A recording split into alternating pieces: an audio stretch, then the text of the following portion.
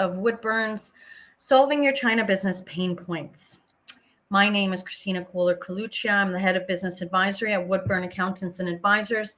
And in today's episode, we are going to be looking at how to choose the right business activity for your China company. When starting a new business, companies are faced with several important decisions.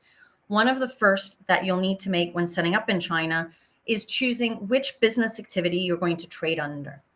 Essentially, this is a question of the industry you're going to trade in and the type of activities you wish to undertake. While not the most taxing of tasks, it can be particularly daunting as there are under 100 industries which are listed on China's negative list, meaning these are industries that are either restricted or prohibited to foreign investors. This means that all remaining sectors and industries are open to foreign investors, which means thousands of activities are open to choose from in China. And depending on the nature of your business, you may wish to choose a single activity or a range of activities under a single business license.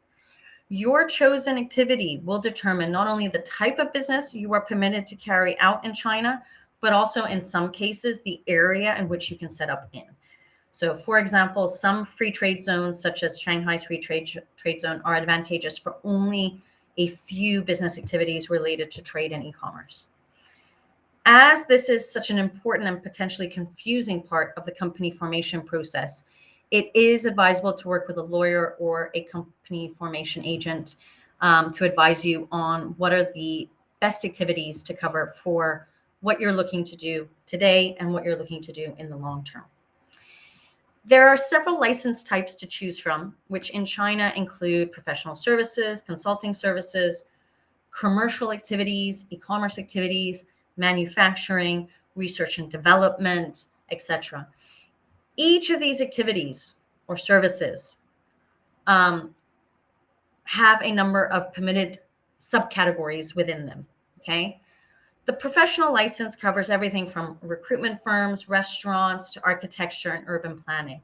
The commercial and e-commerce licenses span a number of areas depending on what product is being traded. And industrial licenses tend to cover manufacturing activities such as printing, packaging, fabrication, the manufacture of high-tech equipment and goods, the manufacture of consumer goods, etc. All right. One thing that you need to be aware about is that in China, there is something called the negative list. So the State Council has mapped out plans to implement a series of negative lists for market access as part of the government's effort to open itself up and become a well-regulated market. Now, the negative list has been in operation since 2013. What you need to understand from it is that market access for foreign investors can have equal access as local Chinese investors to industries, fields, and businesses that are not on the list. Governments at all levels are responsible for the enforcement of the negative list. And in terms of the degree of enforcement, the list can fall into two categories of prohibited entry and limited entry, okay?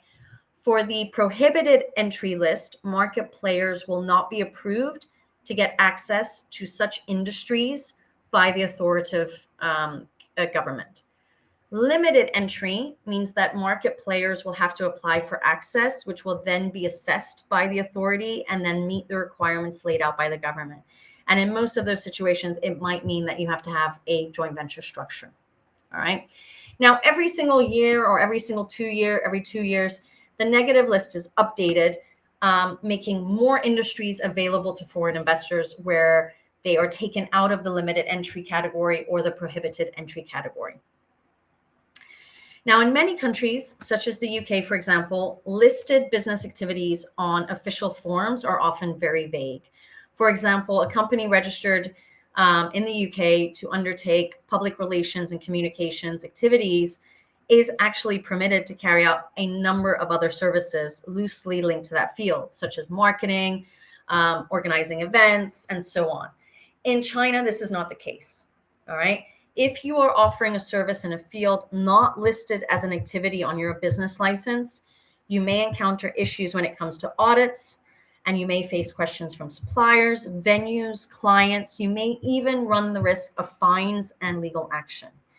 Chinese regulations are extremely clear on this, stating that all companies shall obtain all approvals and licenses as required for the activity to be conducted by the company in the city prior to commencement of its activities.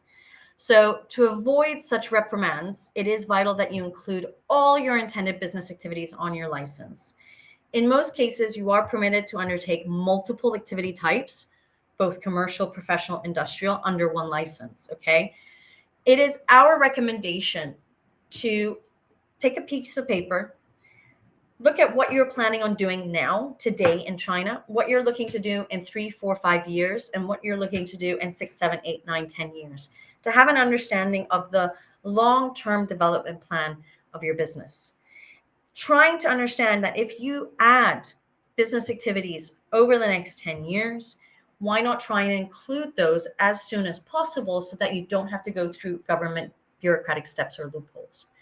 Now, in some instances, you may not be able to add certain activities straight away because there will be requirements to show additional documentation. I give you an example. Let's say you want to start off with e-commerce, not an issue. If you then want to add retail, you will have to show the lease agreement of a retail space to add that into your business scope. Okay, so you do have to really investigate very carefully what you are doing to make sure that you are remaining in compliance. Choosing your business activities in China is just one of several key decisions you'll need to make when setting up a company. You'll also be required to decide on a company name. You'll also be decided to come up with the registered capital value. You will also be required to choose a location. With all of these initial decisions, you need to make them prior, in the pre-investment stage, prior to actually establishing your company, okay?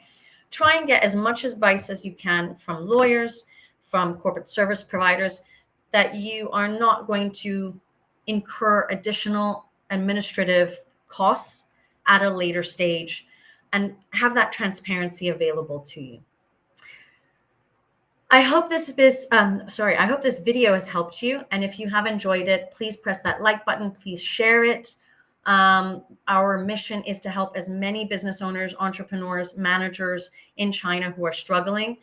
If you would like to learn more about what we do at Woodburn, head on over to our website, woodburnglobal.com. And if you're interested to have a conversation, if you're struggling with understanding what your business activity for China should be, we've provided you a link to our diary, and we'd be happy to have that conversation. We look forward to speaking with you. Take care and goodbye.